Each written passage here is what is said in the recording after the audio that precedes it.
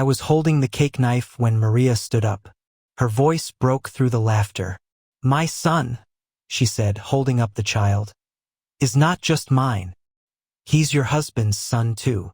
Everyone went quiet. Even the baby stopped crying, as if he knew something terrible was happening. Then she said more. "I'm taking half of your $800,000 house. Look, his will says so right here." She waved papers around like she'd won a prize. I stared at her. My own sister. David had just died, and she was already trying to take everything. I wanted to laugh because she had no idea what was really going on. I met David when I was 22. He seemed perfect, strong, kind, promising to love me forever. I married him because I believed him. Maria was always around, always smiling at him too much.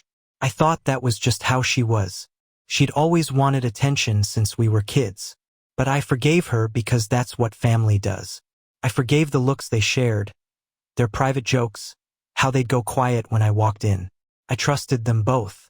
Things changed slowly. He started coming home late. His shirt smelled like perfume that wasn't mine. He locked his phone. He wouldn't look at me. One night he came home messy and sweaty. I didn't ask questions. I just watched.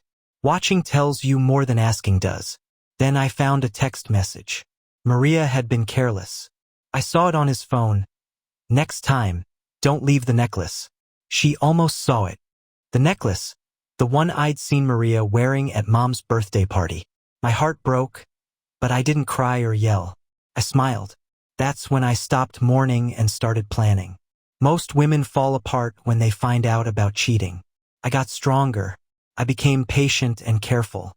Every word I said to David, every smile I gave Maria, I was setting a trap. I quietly met with lawyers.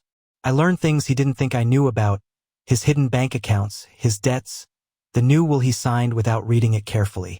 I wrote that will with my lawyer's help and put it with other papers for him to sign. He was too distracted to notice. That will didn't give her anything, it gave everything to me. Nothing could change it. I let him think he was smart. I let her think she was winning. That's the best part of revenge. The quiet moment before you strike. David died suddenly of a heart attack. I wore black. I looked strong and stood tall. People said I was so devoted.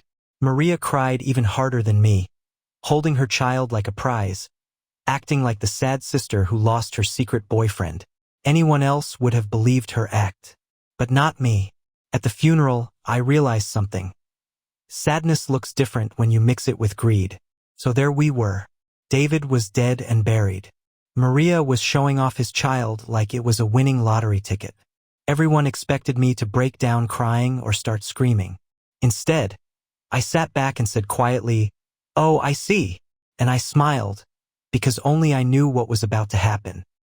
2 weeks later, she tried to claim half of everything.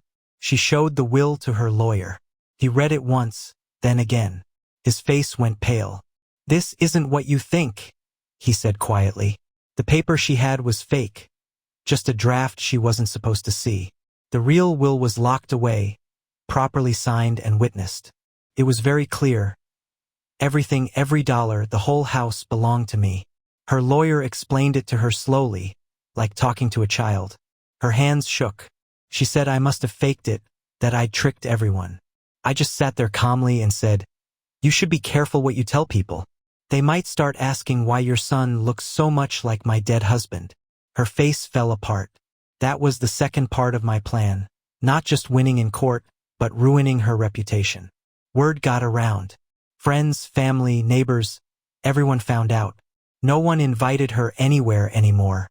People gossiped about her child. She wasn't a proud mother anymore.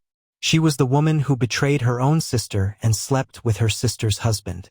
She came to my house one night, eyes red from crying, hands shaking. She begged, "Please stop. He's still my son. Don't destroy us." I looked at her. Maria, the girl I used to share secrets with, who used to braid my hair when we were little. "You destroyed yourself," I said quietly.